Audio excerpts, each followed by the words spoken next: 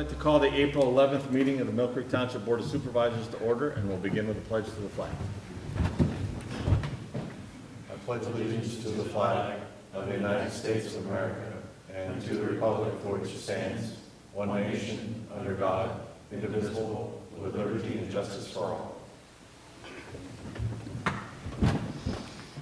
At this time, I'll call for public comment on agenda items other than those dealing with development or rezoning applications.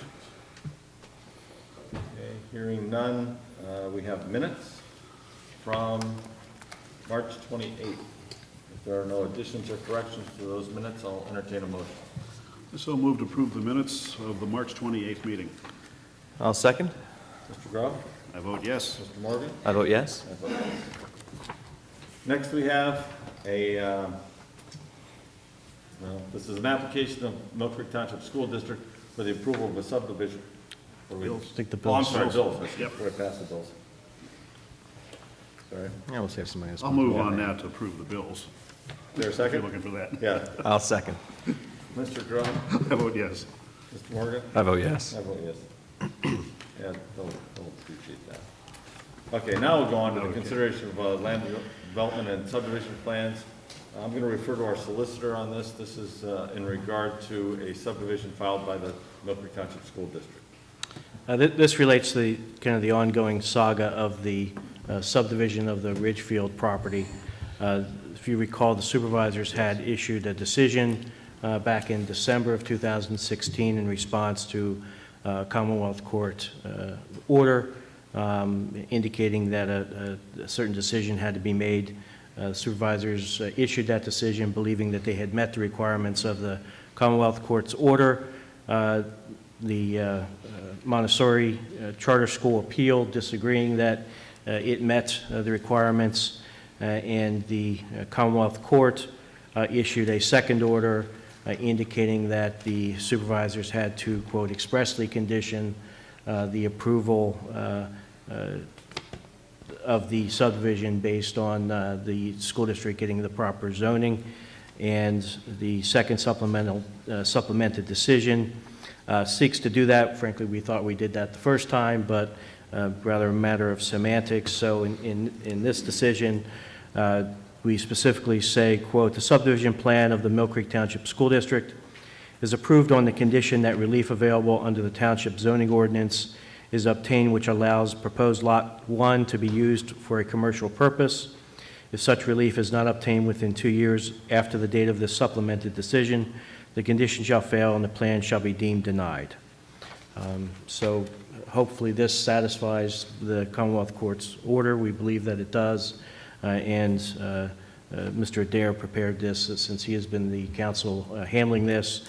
And he would recommend that the supervisors approve the second supplemented decision. John, I think I know you want to make a comment. I'll make a quick comment here. Two quick things. Number one, hopefully this puts this to bed finally. We hope. We thought we had. We hope it previously, does. but hopefully. Yeah.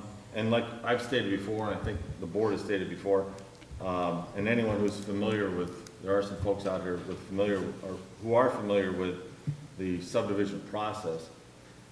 Typically, we can't put conditions on subdivisions, correct? Cannot.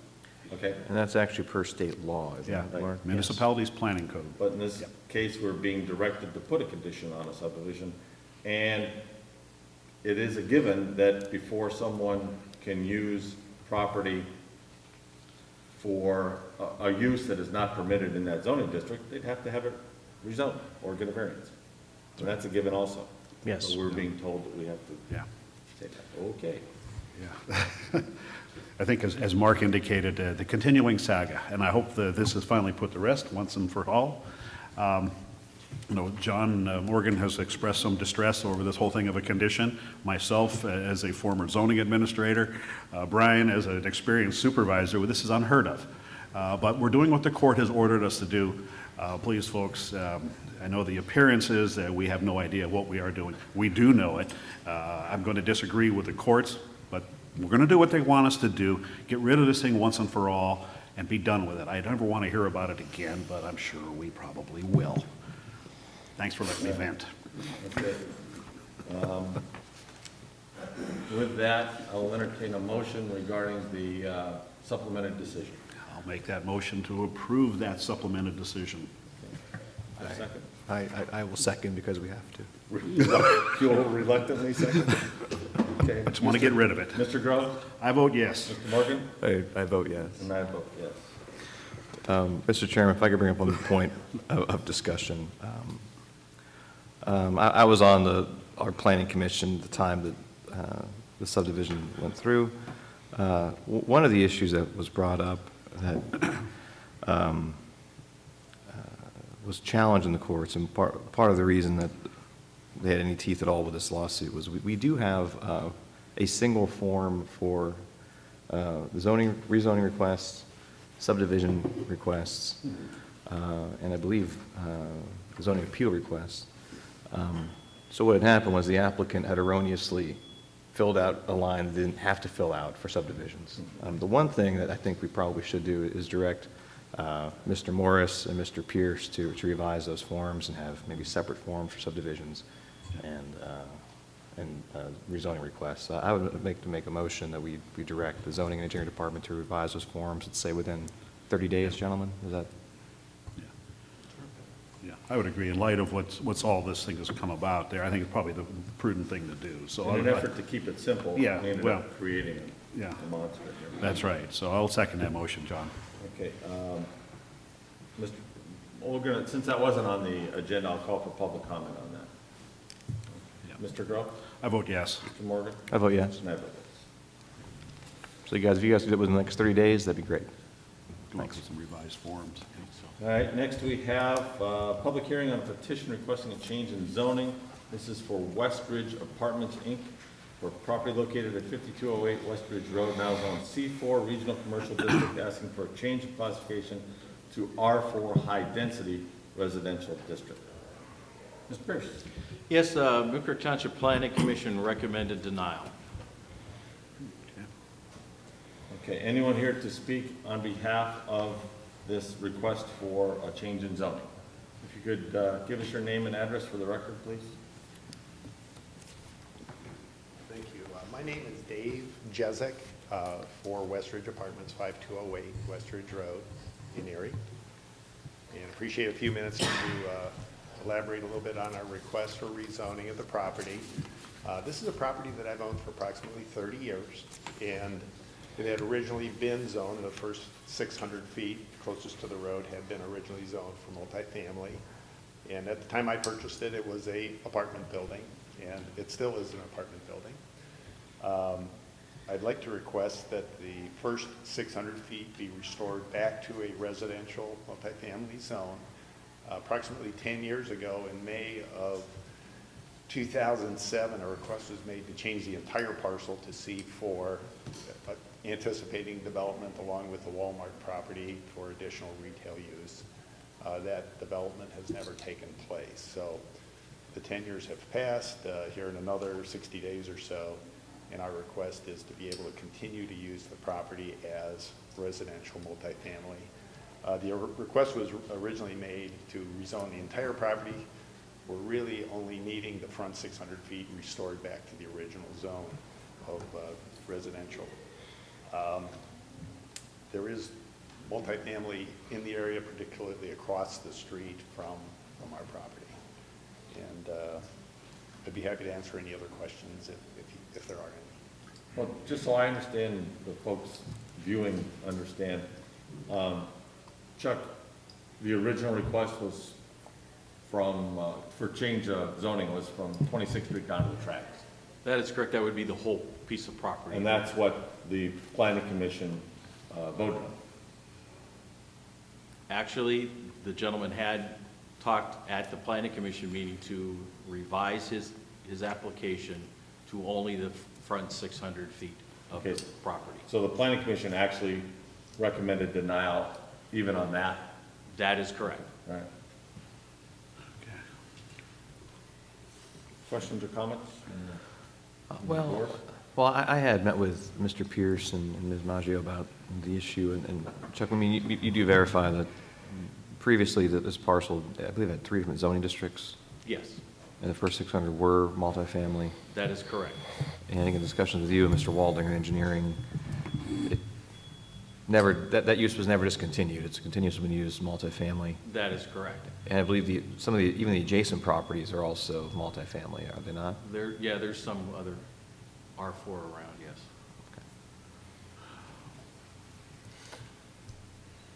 Currently, it's zoned commercial Correct. from the 2016 tracks. That is correct.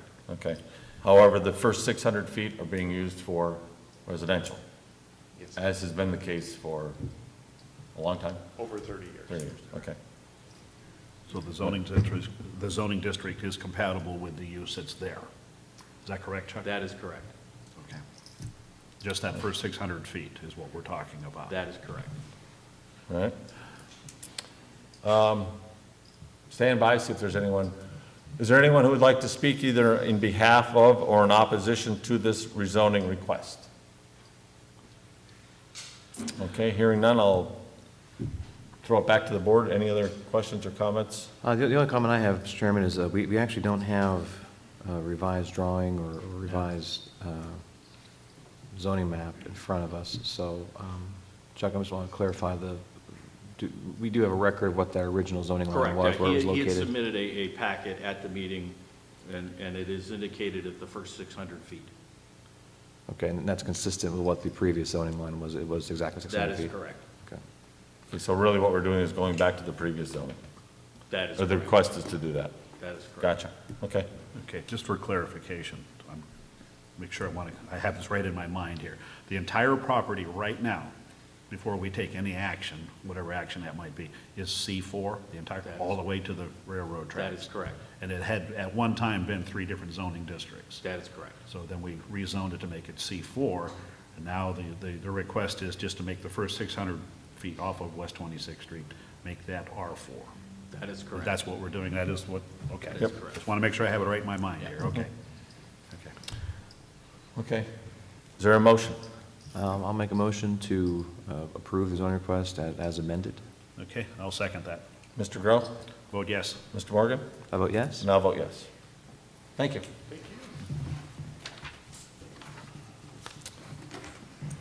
Okay, next we have bids and quotations received.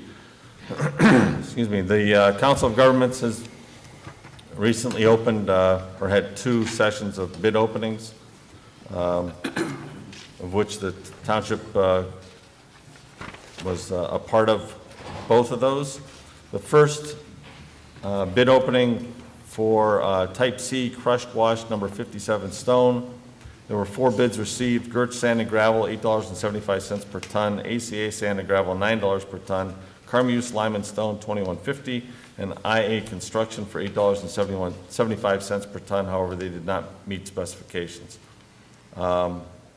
It is our engineering's department to recommend awarding the contract to Gertz Sand and Gravel for $8.75 per ton, and I'll move approval of that. Okay, I'll second that. Mr. Grow? I vote yes. Mr. Morgan? I vote yes. And I vote yes. Next, we have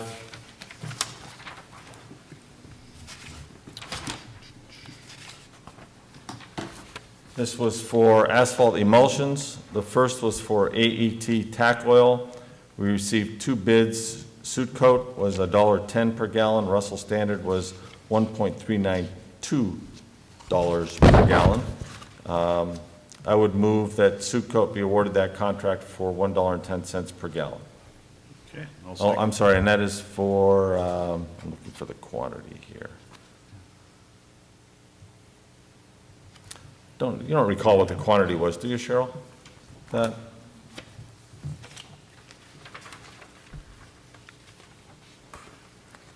Don't have that here. I don't think it was.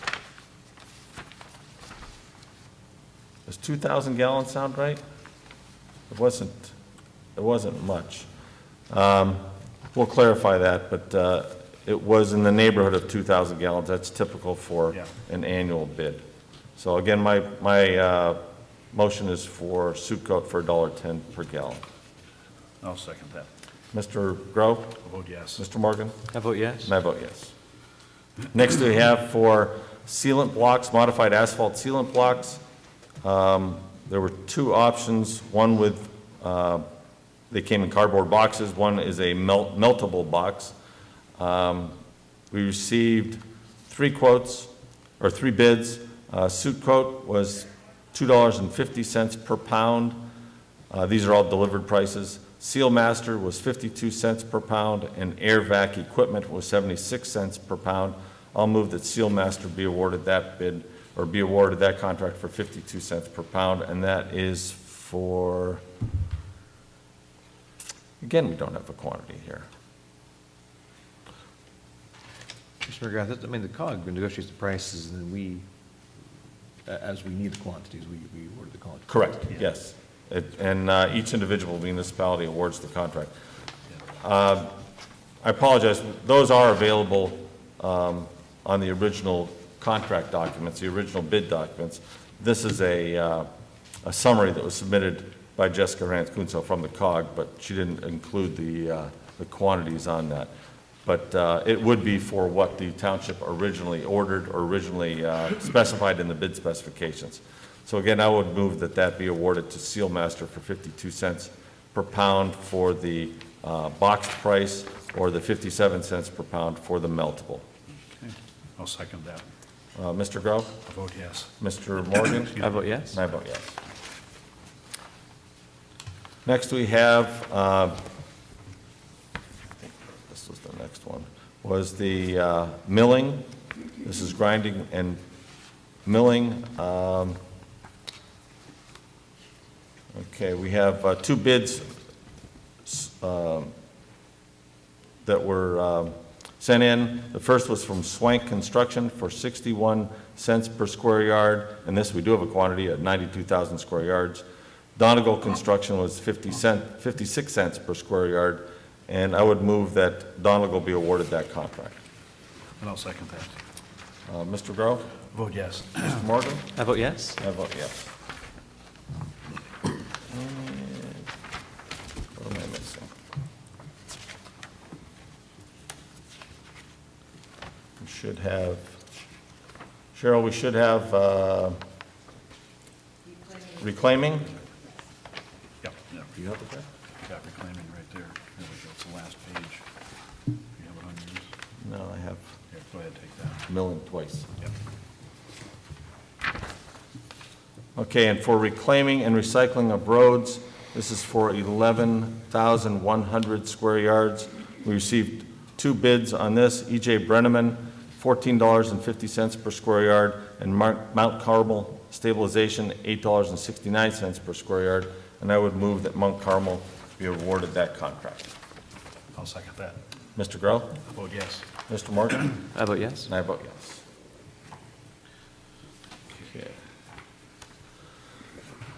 Next, we have quotes were solicited for a new heater for the Chestnut Hill Pool. This is from Ashley Marsteller, our Parks and Rec Director. First was from Easy Clean, and the quoted price was $5,300.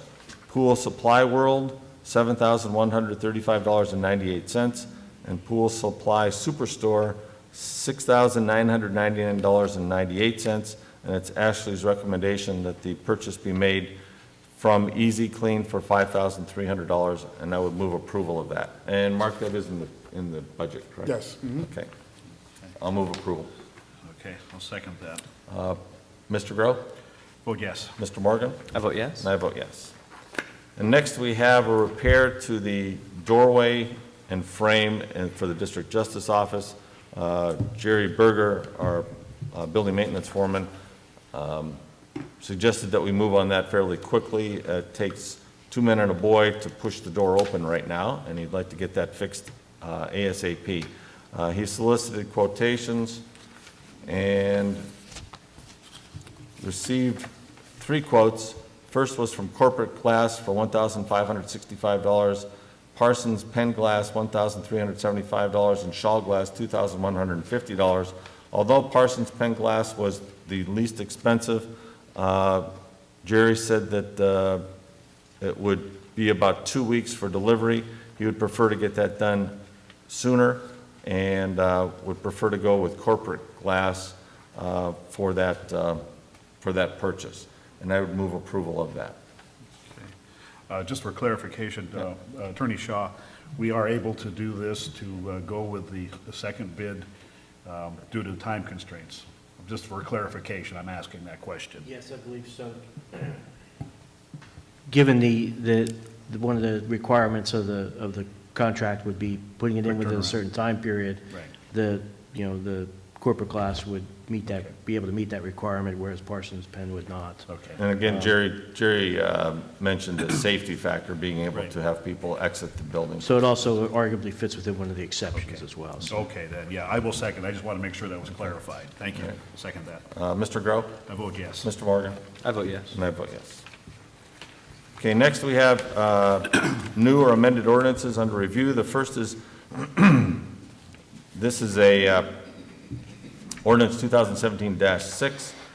This is an ordinance to amend the Mill Creek Township zoning ordinance as amended by changing the classification of a certain parcel of land situate in the Township of Mill Creek, Erie County, described as follows: to wit, property located at 3229 West 38th Street, now zoned R1 Single Family Residential, to be rezoned R2 Low Density Residential District. And this is a formalization of an action that the township has taken earlier. I would look for a motion on ordinance 2017-6. Okay, I so move. Is there a second? I second. Mr. Grow? I vote yes. Mr. Morgan? I vote yes. And I vote yes. And 2017-7, similar situation, an ordinance to amend the Mill Creek Township zoning ordinance, number 2011-8, as amended by changing the classification of a certain parcel of land situate in the Township of Mill Creek, Erie County, Pennsylvania, described as follows: to wit, 10.03 acre parcel located at 2608 Zimmerly Road, and a 1.424 acre parcel located off Zook Road, now zoned rural residential, to be rezoned C2 General Commercial District. Again, this is an action taken earlier by the township, and we are formalizing that action. Is there a motion? Yes, I so move to approve that ordinance. I'll second. Mr. Grow? I vote yes. Mr. Morgan? I vote yes. And I vote yes. Next, we have a resolution adopting an administrative policy requiring the establishment of a roadway maintenance and improvement program.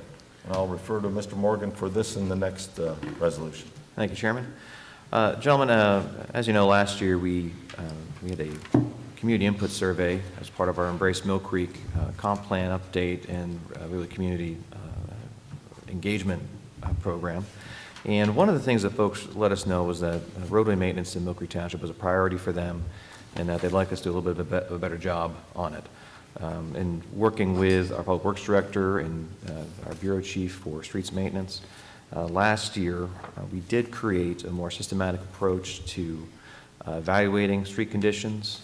In the past, it's been a little more of an anecdotal approach. Last year, we did implement a township-wide basically monitoring program to put an actual score on each segment of roadway in Mill Creek Township, utilizing federal and state standards. Also last year, we amended our budgeting process to create a capital budget, and what this particular policy would be to direct our Director of Public Works to establish an actual project list, an official capital project list for roadway maintenance and repair projects for this board to publicly adopt, to make it a public document to increase kind of transparency and accountability for our roadway maintenance program, and to also establish cost estimates, scheduling, project scopes, project details ahead of time. Really to have a formal process for adopting those projects, and also a formal process for amending those projects as necessary. Question or comment?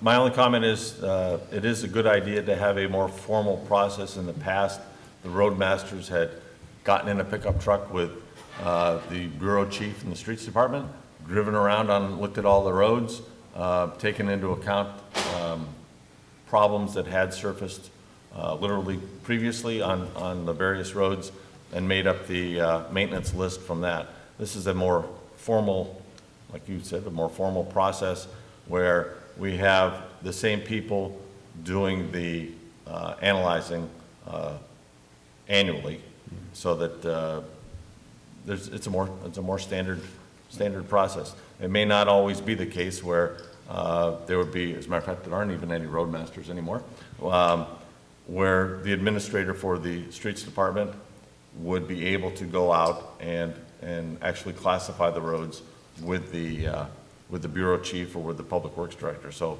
I think it's a good idea to have something more formalized in place for not only for 2017, but off into the future. Yeah. Just a quick comment. There's a couple things about this. First of all, is there's a realism that comes through this.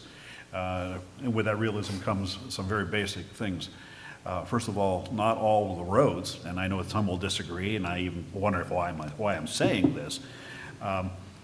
Some roads that people would say in their own opinion are bad are not going to be considered as bad as other ones. So there will be some discussion, some argument by some of the residents about that, wishing that their road were pushed up on the list to a higher classification for repaving. Then there's the other factor that comes with it, that as we find this, there's an obligation for us to take care of these roads, which we know is part of our job as supervisors, as township government, to maintain the roads. You may see an increase in the cost of that, and this is something that the residents of Mill Creek have to be aware of, is that as we recognize these things and everybody gets to understand them, that means that something's going to have to give. We're going to have to cut a service somewhere or increase a tax somewhere. And I'm not suggesting that right now, but let's be adult about this right now and keep our eyes open and pay attention to what's going on here. We can't continue doing what we've been doing and expect the roads to be fixing themselves. They just can't. So I think this is a very good idea. I support the idea there. So my hat's off to John Morgan for starting this whole program right here. So thank you. We've been fortunate over the last 3 or 4 years to have had steady increases in the money that we received from the state in our liquid fuels allotment. That has increased, and I believe, Mark, that this is the last year for the increases, Yes. correct? So although it's been increased annually, those are going to stop. So at some point, John, you're right. Yeah. If we want to keep doing what we've been doing, the cost continues to go up, and we're going to have to find ways of paying for it. We have over 200 miles of roads that the township maintains. That's just what the township maintains. Right. Yeah. Well, and I'll add that part of this policy too is directing the Director of Public Works to create a multi-year plan for paving so we can anticipate future Right. maintenance costs. So we can plan road improvements 2, 3, 4 years ahead. So we can do financial projections to make sure that we are allocating appropriate funds. And also prepare us to seek out other funding sources. For example, PennDOT funding or bond financing or other kinds of resources that we can go after for roadway improvements that require maybe a year or two of planning ahead of time in order to be competitive for them. So that's really part of what this policy is all about. You'll see the schedule for implementation is directing the Director of Public Works to have a final multi-year project list to this board by our next meeting, and also have those procedures in place by the next meeting. Okay. Is there a motion regarding Resolution 2017 R15? I'll make that motion to approve. I'll second that. Mr. Groh? I vote yes. Mr. Morgan? I vote yes. And I vote yes. And next we have a similar resolution, 2017-R-16. This is a resolution adopting an administrative policy requiring the establishment of a pavement monitoring program. This is really, it's kind of a sister document to the previous policy. The previous policy was establishing really our capital budgeting process for road improvements. This policy is establishing how we inventory and analyze the roadways.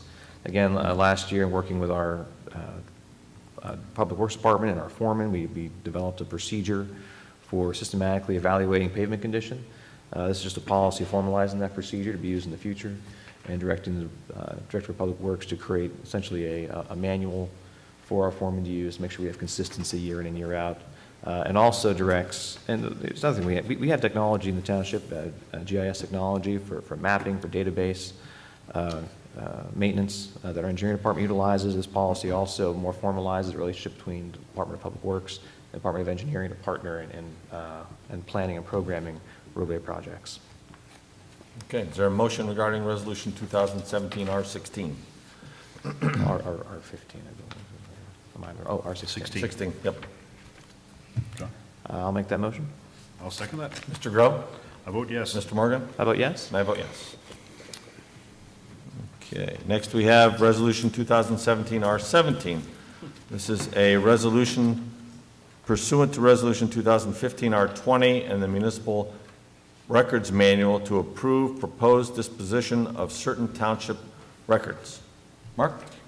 This particular request comes specifically from the police department, and this is to dispose of police dash cam videos. There's a requirement to hold it, I believe it's 3 months after the investigation is ceased. And so this, I think, is going to be an ongoing, at least monthly thing, just given the amount of volume of data that's involved. So, but this is per our procedure, and it'll allow them to delete these videos. Okay. Is there a motion? Yes, I'll make a motion to approve Resolution 2017 R17. Or second? I'll second. Mr. Grow? I vote yes. Mr. Morgan? I vote yes. And I vote yes. Thank you, Mark. Thanks, Mark. Next, we have the announcement of receipt of a grant for the Mill Creek Golf and Learning Center. This is a grant that we applied for last, I believe it was September. Ann Sokol, from our engineering department, actually compiled the grant application, and we heard from DCED shortly after that it was a very well done application and very detailed, and DCED was optimistic that it would be approved. Well, we received word, I believe it was last week, that it was approved formally, and I would like to thank Laura Gunchin, who was formerly with Senator Wiley's office, who really helped get this through DCED. And currently we've been working, or more currently, we've been working with Kim Thomas and Julie Slomsky from the governor's office, keeping this process moving. And we appreciate their help in having that grant approved. The grant was for $77,500, and we received the entire amount. This would be put towards the reconstruction of the Mill Creek Golf and Learning Center. The township budgeted $155,000 this year Yes. for that project. Hopefully now we will be able to put the bid documents together and get that project out for bid.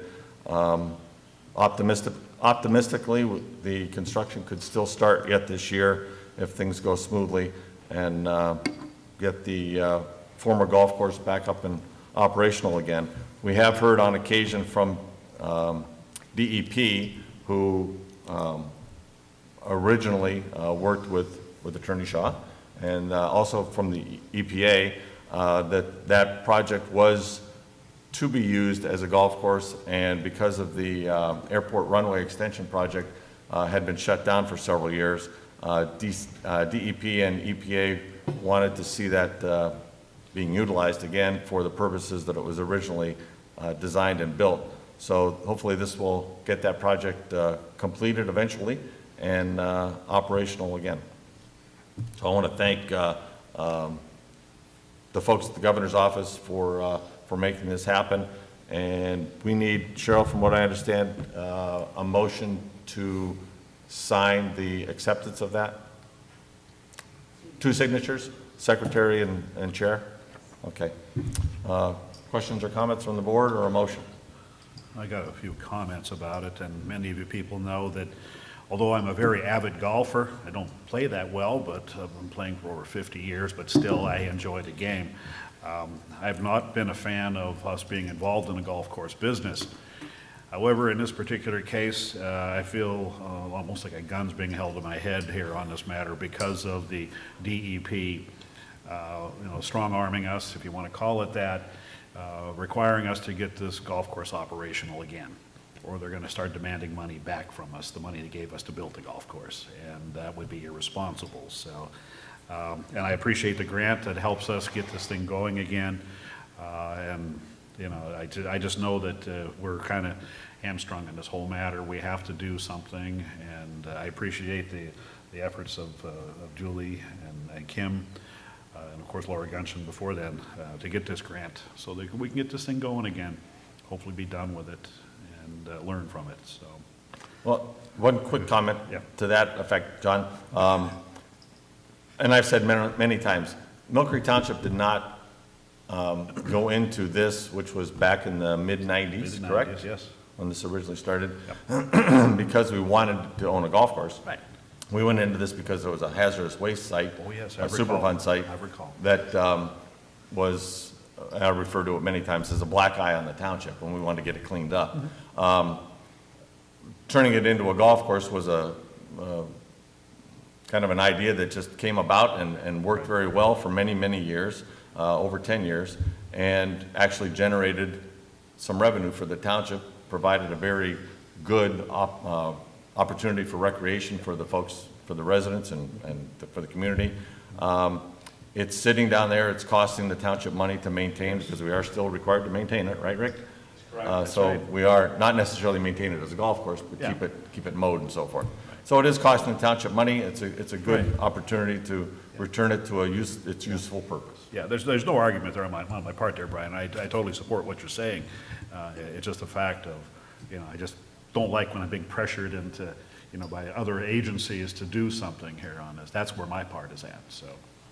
But anyway, that's all. Thanks. All right, I'll entertain a motion regarding. Brian, if I may, just real yes. quick, I did look at the grant agreements. It's their standard grant agreements. It does indicate that the work has to be completed by June 30 of 2019, and it's a reimbursement type agreement. So once you spend the money, you then ask to be reimbursed pursuant to the grant, so. Gotcha. But otherwise, it's their standard grant agreement. All right, Okay. I'll make a motion to sign the commitment letter. okay. Is there a second?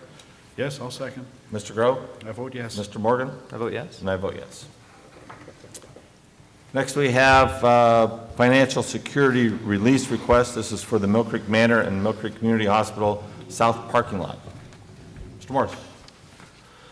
Financial security is held by PNC Bank, number NA 181197111-00-000 in the amount of $55,750. This is 10% of the original, and that was held for planning strips and so on that have been satisfactorily completed. So we're recommending release of the financial security in the amount of $55,750. Okay. Is there a motion? Yeah, I'll move to approve that release as requested. Is there a second? I'll second. Mr. Grow? Vote yes. Mr. Morgan? I vote yes. And I vote yes. Next, we have a sidewalk deferral agreement request. This is for Bonnell's Collision. Mr. Morris? Everything has been completed on the standard form for the deferral agreement. There are no other sidewalks in the area, and we recommend approval of the agreement. It is shown on their plan now, correct? Yes, it Correctly is. shown on the plan. And it is shown all the way from property line to property line. Okay. Mr. Morris, I understand there was some discussion about amending the sidewalk design on this plan. Well, the problem is, at the south end of the sidewalk, if it were to be constructed on Evanston Avenue side, there are all kinds of legal issues in terms of ramps. Would the ramp be across 26th Street when you have one intersection so close, instead of at Evanston at Zook, that is controlled by a traffic signal, and that is where you'd want the pedestrians to cross across 7 lanes of traffic.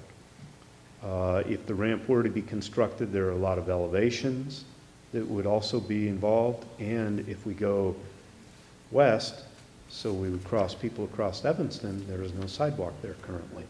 So in all matters considered, we figure it'd be best to recommend deferral of this sidewalk. I understand that, Rick, but the land development plan should still indicate where the sidewalk would go in the event that we direct Yes, them. and it does. Well, that's not what I'm looking at, Rick.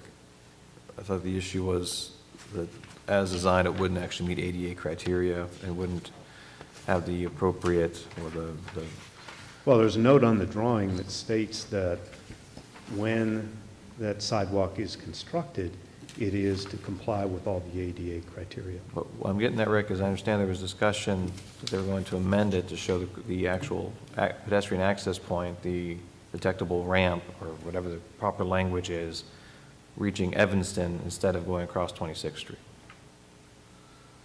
The And to problem is actually we have the don't- design of the sidewalk as part of the land development plan, so we can actually enforce it in the event that sidewalk exists in the area, and we're going to have them build it. Well, Aren't maybe those we problems should we've had in the refer past? to our solicitor, because that was under consideration. I know Ms. Sokol was working on that. Correct. There would need to be a ramp that's, once there's a sidewalk on Evanston, there would need to be a ramp that would go across Evanston to meet that ramp, that sidewalk on the other side. I think, Mr. Berg, what you're requesting is, shouldn't that be shown on the drawing? Well, my concern is us approving a land development plan, knowing that as designed, it doesn't meet ADA specs. The difficulty is, without knowing where the sidewalk's going to be on the other side, is exactly where the ramp's going to end up being. So the location, it's not so much the location of the ramp isn't necessarily the issue, but whether there's one should be there or not. I understand that, Mr. Shaw, but the whole purpose, I believe, of us adopting land development plans, so we actually dictate where the pedestrian infrastructure is going to go and approve it ahead of time, not to let developers choose where it goes or if it goes. I mean, if the other side of Evanston is going to be developed, wouldn't we indicate where the crossing would be?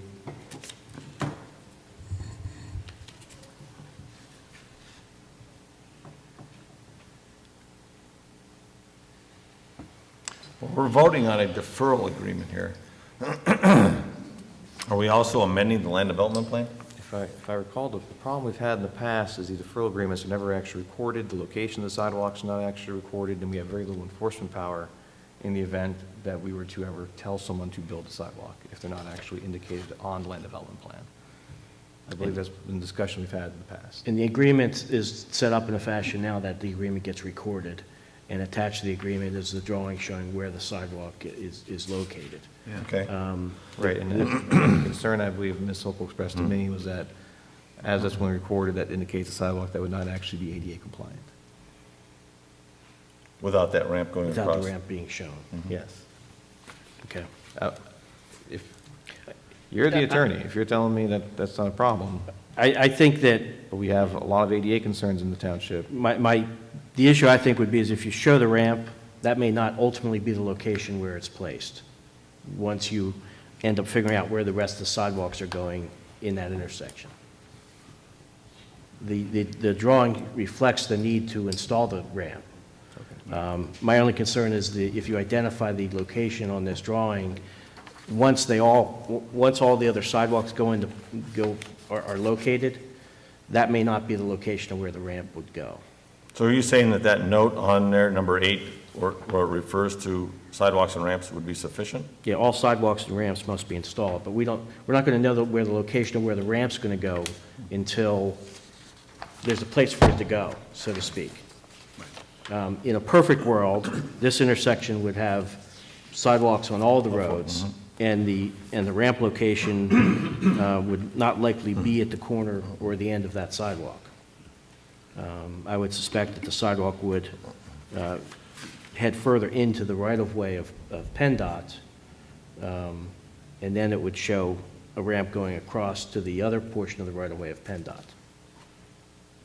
On the west side of Evanston? On the west side of Evanston. Now, if you wanted to, maybe the question, the better question is, shouldn't the sidewalk go all the way up further into the corner and then show a ramp that would meet where it likely would be on the other side?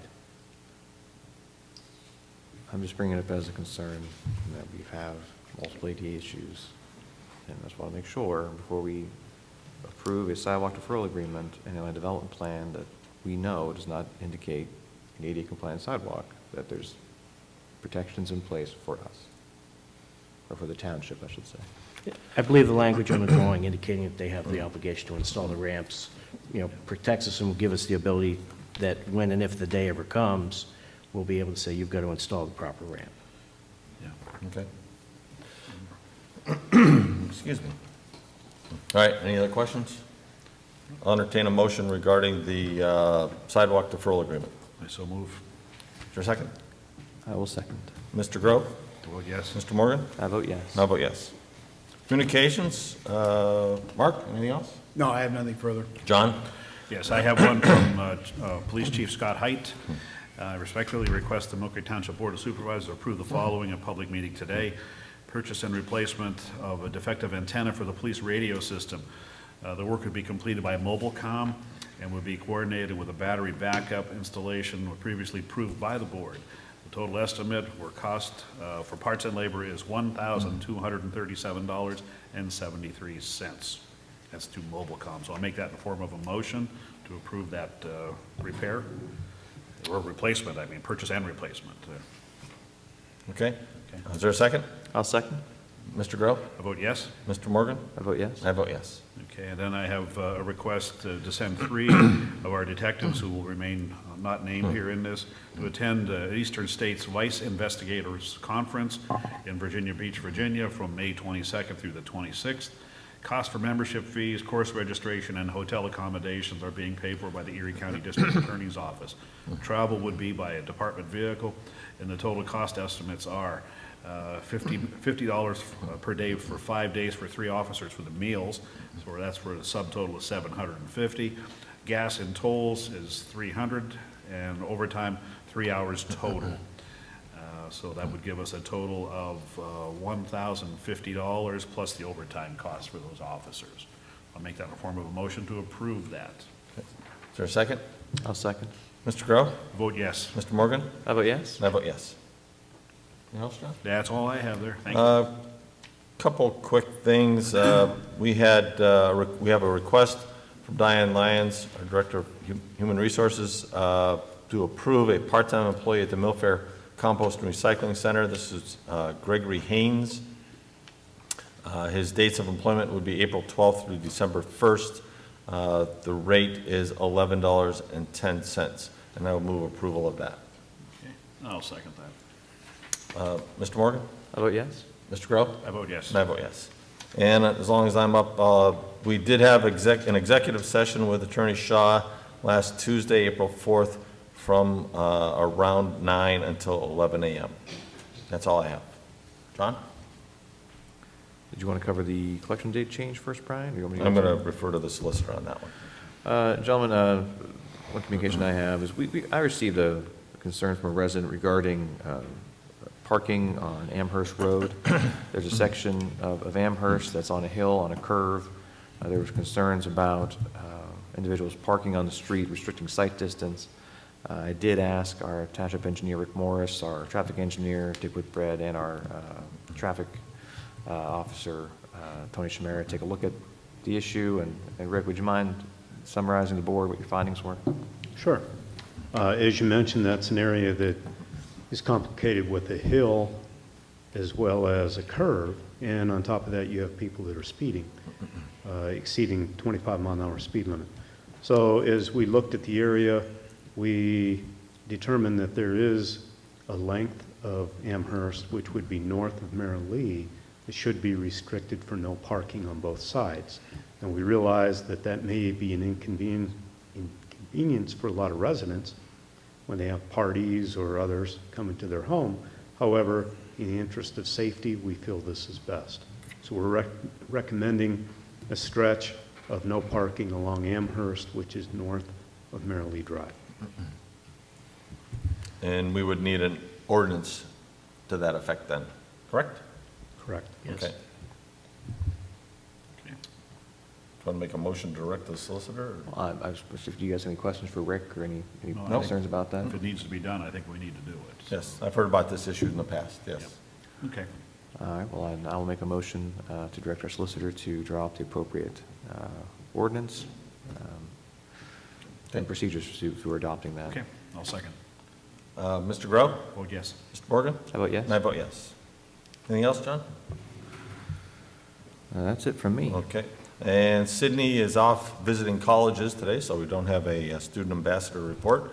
And I'll refer to our solicitor. Then, Mark, do you want to touch on the request from Advanced Disposal? Sure. You received or were sent a letter looking for a date on this, but it was just a couple days ago, it was a request from Advanced Disposal asking to change the date of pickup for one of the service areas, which I believe is Whispering Woods. I think the current pickup date is, or pickup Tuesday. day is Tuesday, Correct. and they're asking to change it to Wednesday with an effective date of April 19th. Under our agreement with Advanced Disposal, they need the supervisor's approval to make that change. I would say that in the discussions prior to the execution of the contract, they did indicate, potentially some days they may come back with some days to change once they get a feel for their schedule and how the pickups work from their perspective. So it's not entirely unsurprising that they come in with this request. But that they were required to make a formal request. They're required to make a formal request and the supervisors, to get the supervisor's specific approval to do so. In meeting with the folks from Advance last week, when we had the issue with Whispering Woods, where the residents believed that their pickup day was Tuesday, it actually didn't get picked up until Wednesday. Their day had been Tuesday, but Advanced was using a map that had not been updated. And Waste Management had made the change to collect the trash on Tuesday many years ago without changing the map. So when Advanced received the map, they anticipated that collection day to be Wednesday, according to the map that they were supplied with. So there was some confusion. We were very fortunate in that the president of the Association for Whispering Woods has offered to actually send out an email to all the residents relaying this information of the change of date. A letter is going out to or a door hanger, one of the two. Some communication is going out to the residents of Whispering Woods to let them know about the change in date. It really wasn't an issue as to which day it was, it's just that their notification needed to be done. So that would actually take place a week from tomorrow for their new collection date, so hopefully things will go smoothly. Other than that, things have gone relatively well. There have been some problems with pickups where some folks are used to having I received one this morning.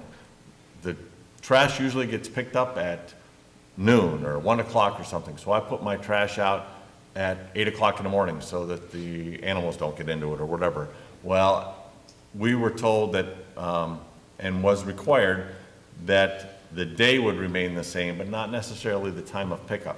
Advanced made some changes to the times that the trash would be picked up in some neighborhoods. So when those folks were putting out their trash at noon or 1 o'clock, the hauler had already gone by. So there were some problems there.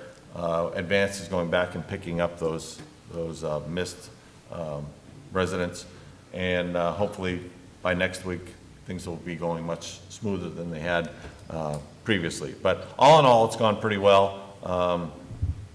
The large collection bins are going to be delivered as they become available. It's going to be about a 90-day process for all of the 16,000 bins to be delivered.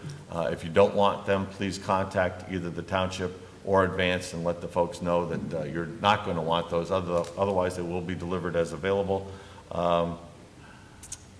Any other things that may be an issue, please refer to our website. We have frequently asked questions on our website, and they are, they are frequently asked, but the answers are available there. So please refer to our website, or if you have any additional questions, feel free to give our recycling coordinator a call. Do we need to approve that then, Yes. Mark? Okay. I'll entertain a motion for approving the change in collection day for Whispering Woods. I'll make a motion to approve. Is there a second? Not for me. Okay, I'll second it. Mr. Morgan? I vote yes. Mr. Grove? No. And now vote yes.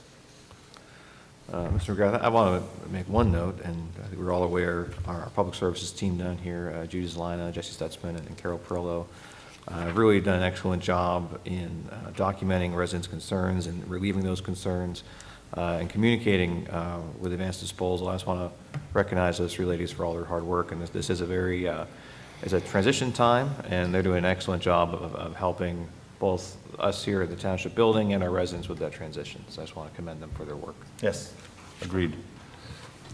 Anything else, Mark? Yes, I did want to kind of report on a continuing issue that we've had over some time relating to the potential installation of sidewalks along Interchange Road associated with the project that PennDOT is doing, as well as the sidewalk along Peach and Kuntz, which was triggered as a result of, I believe it was a fatality that occurred there Two fatalities in the last 5 years that occurred there. As you know, we've been discussing with PennDOT the issue of those sidewalks, and historically over time, when sidewalks were installed by the state, they either did the whole project themselves and installed the sidewalks, such as on most of Peach Street when that project went forward, or they would approach the township and ask for kind of a local 20% match based on the funding source that they were obtaining the funding to do the work, and the township has entered into agreements with PennDOT with respect to that along 12th Street and along Asbury Road, and in those circumstances, in neither case was the township responsible for the ongoing maintenance of that sidewalk. At some point, the policy at PennDOT appears to have changed, and both with respect to Interchange Road and the Peach and Kuntz Street sidewalk, PennDOT is insisting that the township, in order for PennDOT to install the sidewalks, that the township execute maintenance agreements under which the township would be solely responsible for the maintenance of those sidewalks and indemnifying PennDOT with respect to any harm or damages that may arise as a result of those sidewalks. We've had ongoing discussions with PennDOT regarding that policy and have tried to go, I think, as far as would be reasonable for the township to do so, and yet the PennDOT, at least it appears, continues to refuse to make any movement off of that policy. Our last communication with PennDOT on the Interchange Road project was back in mid-January, where what we thought they had misunderstood what our changes meant with respect to their agreements, and had asked them to reconsider in light of what we thought the agreement meant. We've not heard back from them since that point in time. And then more recently, with respect to the Peach Street and Kuntz Road sidewalk, which kind of came after the original interchange sidewalk issue, we reached out again to PennDOT about 3 weeks or so ago, once we received frankly, a new version of their maintenance agreement that was even more oppressive than the original interchange agreement. But we've not heard back from PennDOT on that. And I would note that with respect to the Peach and Kuntz project, that is actually a project that was approved by the MPO and frankly directed PennDOT to proceed with designing and installing that sidewalk, and at least it's our understanding at this point that PennDOT is refusing to do so because the township won't sign this oppressive, maintenance agreement. So I just want to kind of give you that update in terms of we're still kind of in that holding pattern, and it's frankly very frustrating. Mark, the operative word here is policy change. The state does not have a law that requires us to take over maintenance of these sidewalks. In fact, it's our interpretation of the law that it's actually the opposite, that when PennDOT installs those sidewalks, it's obligated to maintain them. And that's been our contention all along. Correct. When they put the sidewalks in on 12th Street, we have an agreement that says that, we do not accept any responsibility for the ongoing maintenance of those sidewalks.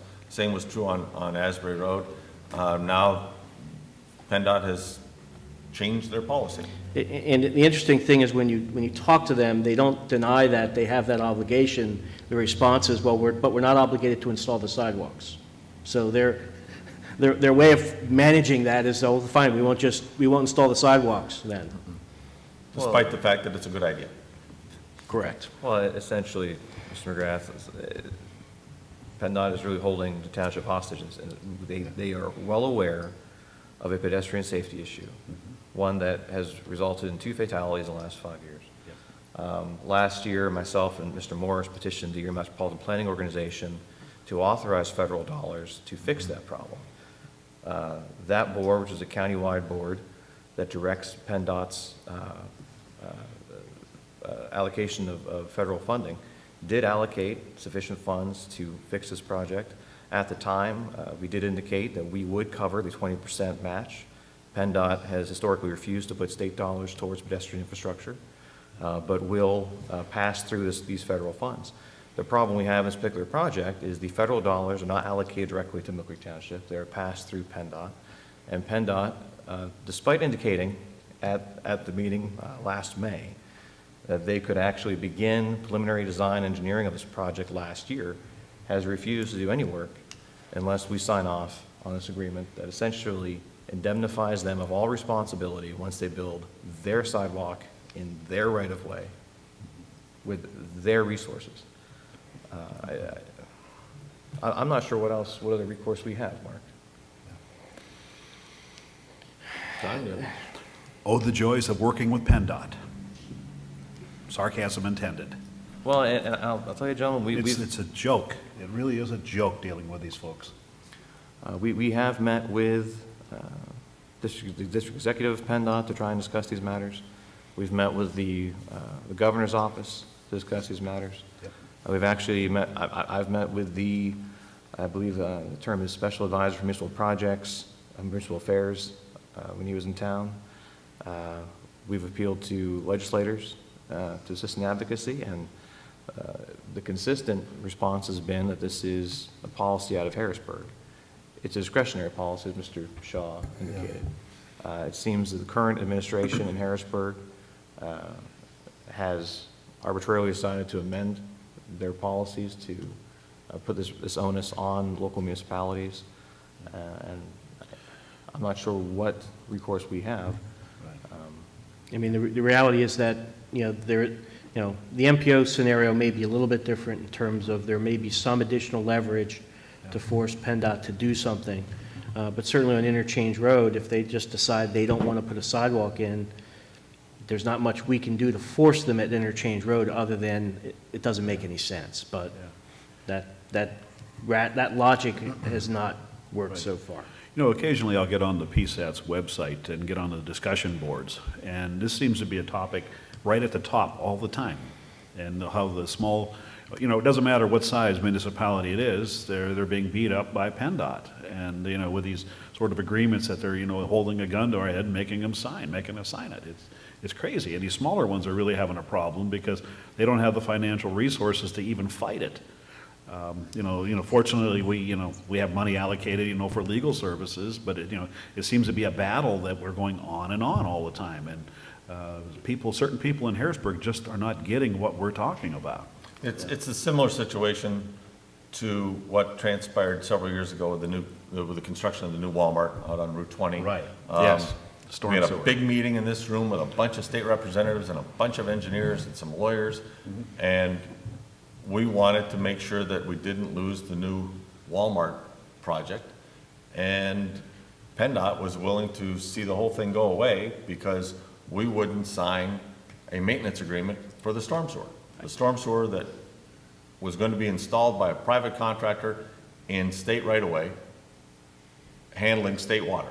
Correct, Rick? We had Yes, little of and- anything to do with that. And to add to that, to upsize it from a 48-inch to a 36, because the existing 36 was not adequate to convey the flows. Water coming off of the town, or the PennDOT roads. Correct. So anyways, it's a similar situation where there is no law that required the townships, plural, to handle that type of a situation, but it was a policy change instituted by PennDOT Same thing with the sidewalks now, it's a policy change, trying to put the onus on local municipalities for the ongoing responsibilities for, as John said, PennDOT installed sidewalks in PennDOT right away. And we're kind of at a loss now as to where we go with this, because we still get occasional phone calls. When are you going to do something about that situation on Peach Street that is hazardous to pedestrians? And we would love to see it taken care of. I would add that as part of the ADA lawsuit, we did enter into an agreements with PennDOT to assist with the installation of sidewalks on various state roads. And it was under a maintenance agreement that's similar to the ones we had executed before, where we weren't indemnifying and we weren't, assuming responsibility for maintenance. So in the litigation context, they obviously were willing to back off of that policy. So we're not looking for anything different than what we've been doing in the past. Well, and gentlemen, the biggest concern I have with this new language is, as noted, the 12th Street project. I've worked in transportation for the past decade, and I can tell you that just about every major sidewalk project PennDOT has built in the past decade has resulted in PennDOT being sued for improperly installing it to ADA specs. That's correct.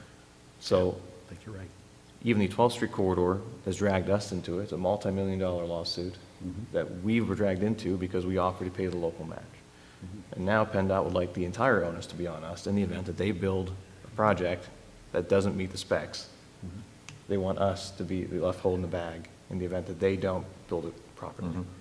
So I think it would not be in our best interest or the local taxpayers' best interest for us to sign off on these agreements.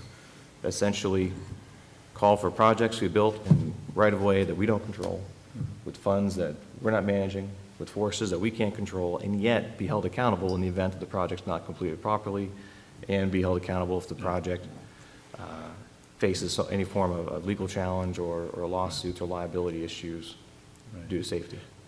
There has been some casual discussion regarding sending a communication to perhaps the Secretary of Transportation. Would the board wish to pursue that? I'd love to. I'll even deliver it in person. Well, on that note, Mr. Groh has actually spoken to the governor himself about Yes, and I got a brilliant answer on that one, but we won't, that's a Well, different, the answer more or less was that's a PennDOT thing. it's a PennDOT thing. I had asked the governor we had a meeting with him back in December when he was in town, and I voiced my displeasure about the roundabout out at Millfair Road and Route 5, and asked him if, before the project got started, if he could stop it. And his answer was he had no power to stop it. Yes, Mr. Barry, you know what I'm talking about. Well, that's what I did too. So, but anyway, folks, I just want to make one thing, just clarification here. You've heard us, make our comments about PennDOT, and for the most here locally, we deal with the PennDOT people, I think, very well. I think we have a really good relationship with them. Very good, yes. I think what it is they're doing what they're being told by their leaders in Harrisburg. So. It's not the local people making these calls and these ridiculous policies. It's somebody down in Harrisburg or a group of people. So I think, we have a very good relationship, and I want that to continue. So I don't want anybody to think that we're beating up on the local PennDOT people. We work, I think, very well with them. So, Well, and Mr. Chairman, I think perhaps any correspondence to Secretary Richards would make sense. My understanding is at least in press releases and other forms of communication coming from the Secretary's office. She does favor multimodal projects. She's been encouraging PennDOT to allocate more funds to multimodal projects and perhaps maybe higher up the chain, they're unaware of how these policies actually impact the policy implementation of these projects. But, I believe, and again, these are policies, they're not laws, these are administrative policies that the Wolf administration are implementing that are different than past administrations. So I believe it's the only resort we have is to maybe appeal directly to the Secretary, as you mentioned, and see where we can go from there. I'll deliver it. So Is there a motion to send communication? I'll make it. that. Oh, go ahead. You go ahead, John. You make it. I'll make that motion. And I'll second that. Well, that is on the agenda. Okay, Mr. Groh? I vote yes. Mr. Morgan? I vote yes. And I vote yes. Anything else, Mark? That's all I have. Okay. Cheryl, right to know requests? I have the March right to know report. There was one request in March and there were 2 carried forward from February that were extension requests for a total of 20 hours spent in fulfilling these requests. Are they all complete now? They are all completed. Okay. And one was, let's see, they were all partially denied and partially filled, as far as granted goes. There were quite a few pages. One was 39 pages, one was 27, one was uploaded to a CD-ROM because it was so large, and so on. All right. Thank you, Cheryl. You're welcome. Rick, anything? No. Charlie? Just to make note that our next meeting will be next week, April 18th, and that'll be an evening meeting, 7 o'clock. Citizens be heard. If not, I'll entertain a motion to adjourn at 10:40. So moved. We're adjourned.